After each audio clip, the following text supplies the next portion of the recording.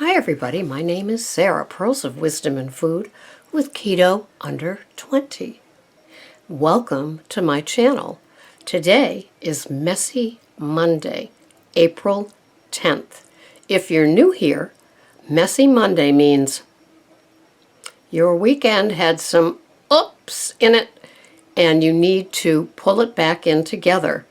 As I've often said here, and other podcasters say the same, keto is not a 5-day-a-week, ending at noon on Friday food plan where you have whatever you want over the weekend because you may have experienced a whoosh, and so you believe it's like clear sailing to continue having some standard American diet entries in your weekend. Why? Because they're there.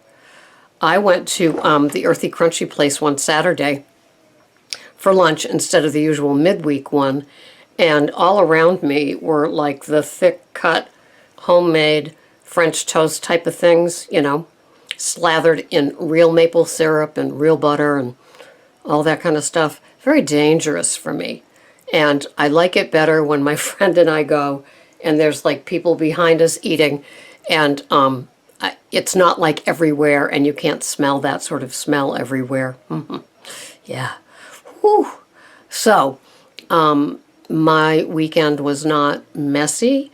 I planned and tracked everything.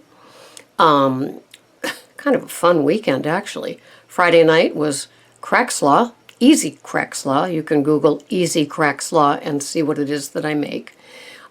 Saturday, that was Saturday night. Friday night was Fathead Pizza. Well, there are my two favorites. And then Sunday was Big Green Egg with the veggies cooked in the cast iron pots on the Big Green Egg, along with some grass-fed Delmonico steaks. That's all I need, and I am totally happy.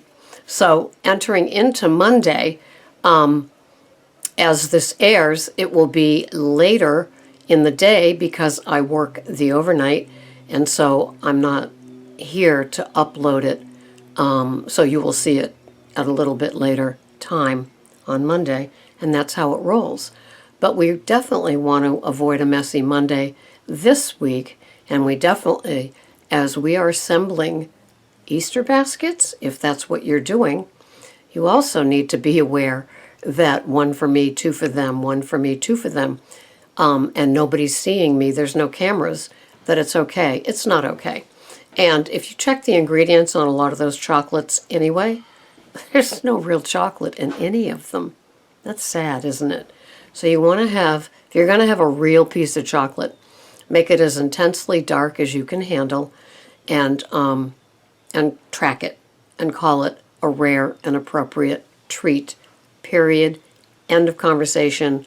One square, not a block, not a half, not looking at what the label says and saying that 6 squares equals such and such. No, because you don't want to turn up that pilot light on your addict in your brain.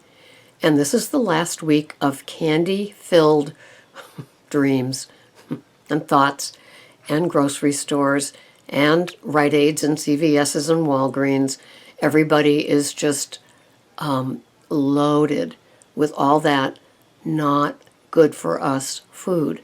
And you have to squint as you walk by all of that. And if you're making these baskets for your loved ones, I don't know, for me a few years ago, I started going, why am I pushing the stuff that I no longer eat that appalls me on little people? Let somebody else do that if they have to.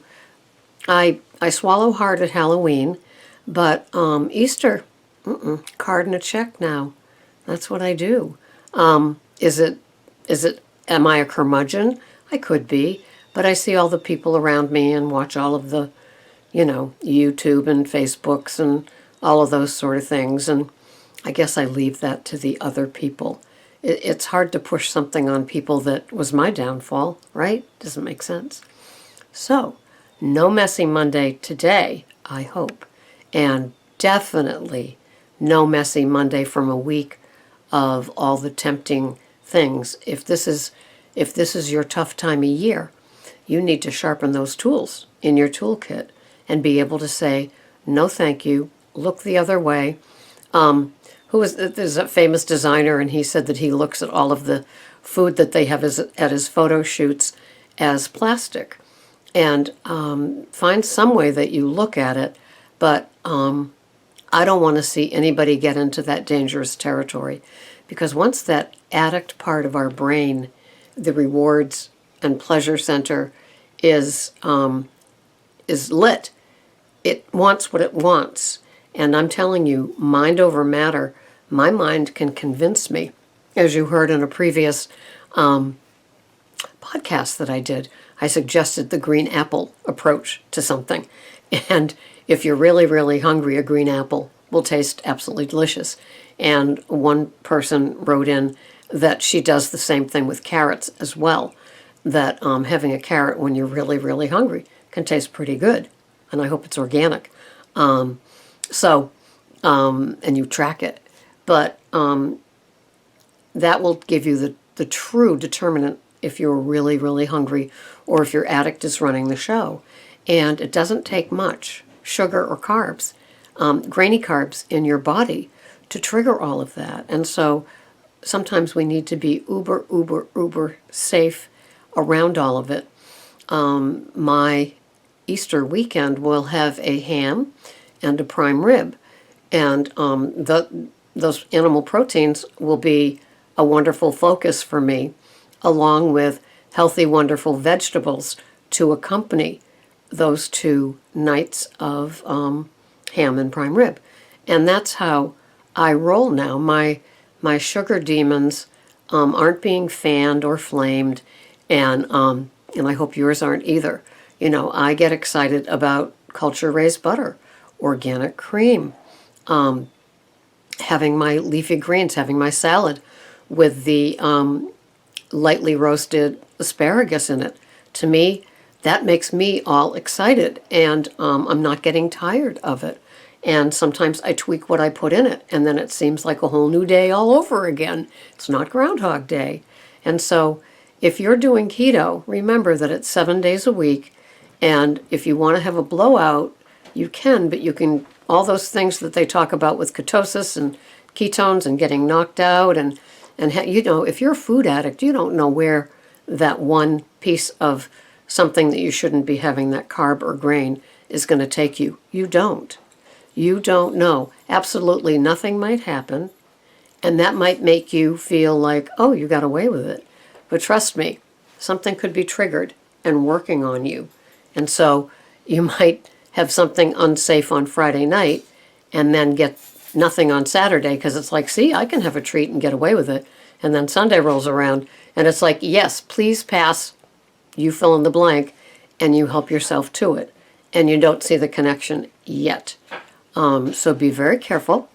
This upcoming week is the last push of crap. Sorry to call sugar crap.